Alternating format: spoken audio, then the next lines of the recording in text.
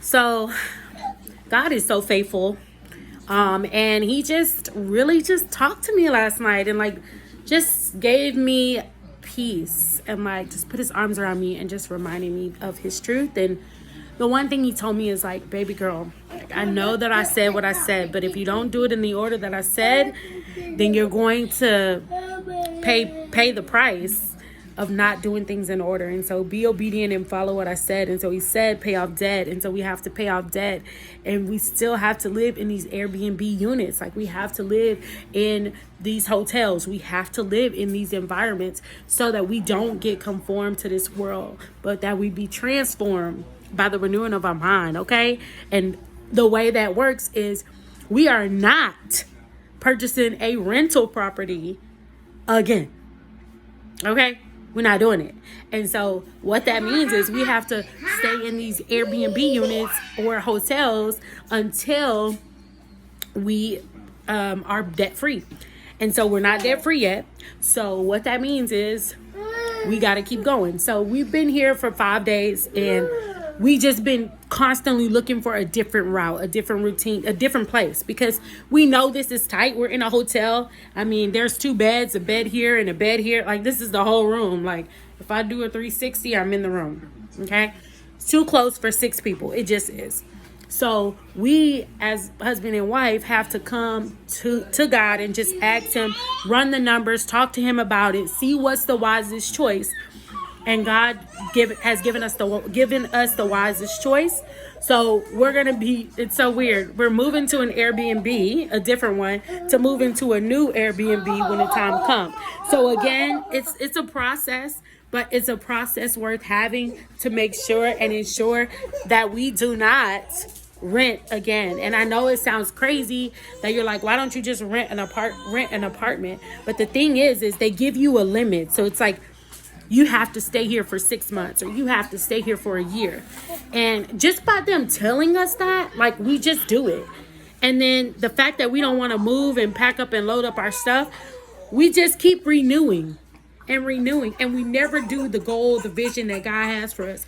If God told you he has a house for you, why are you still in that apartment, not making the steps that it takes to get to that house? So I know it sounds crazy, but God promised us, he told us that we will have a multi-family home. But the first thing he told us was to pay off debt. And so here we are, we're almost at the finish line. Like literally, guys, we're almost at the finish line of paying off this debt.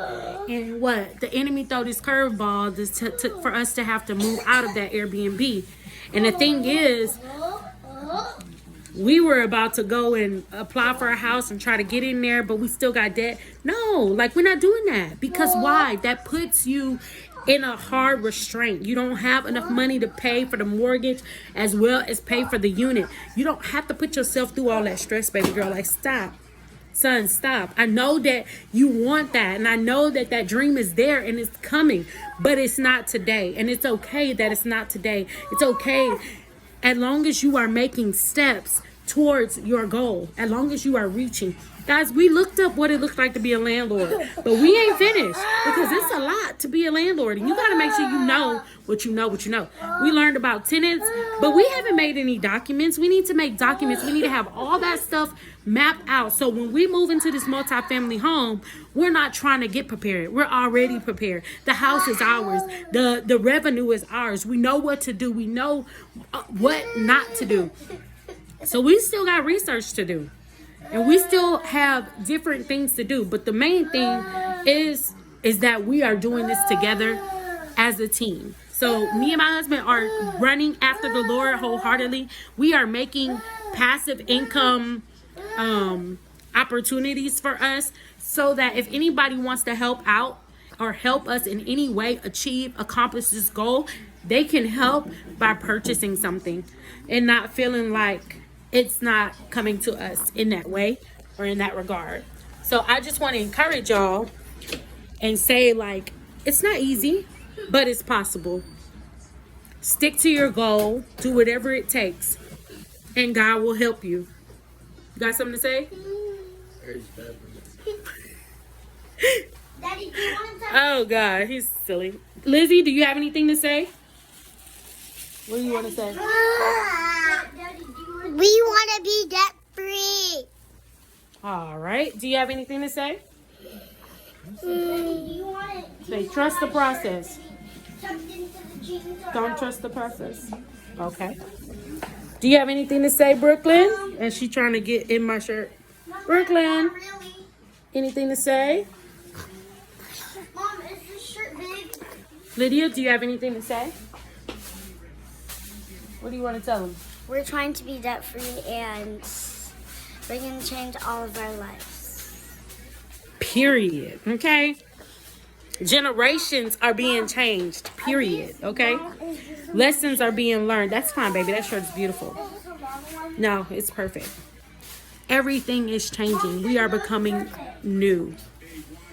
And you know what? Those people that are sticking with me, that are going with me on Bible study, that are taking the time out to just get closer to God, you are going to learn some of these tips from me because God is talking to me and he's giving me revelation of things to teach you guys over this course of Sticky Bible Study. So join us at 9. If you don't know nothing about it, you need to put in a comment or something so that you can become a part of Sticky Bible Study, because I'm telling y'all, it is the best place to be. It's where we interact with God and we interact with each other and build community beyond ourselves, beyond our even friendship circle. We get to know people that don't look like us, that don't talk like us, that have different wisdom than us. And so I just want to encourage y'all to just be obedient and trust the process and know that God has something big for you in store. But in order for you to reach it, you got to seek his face by yourself and with others. Later.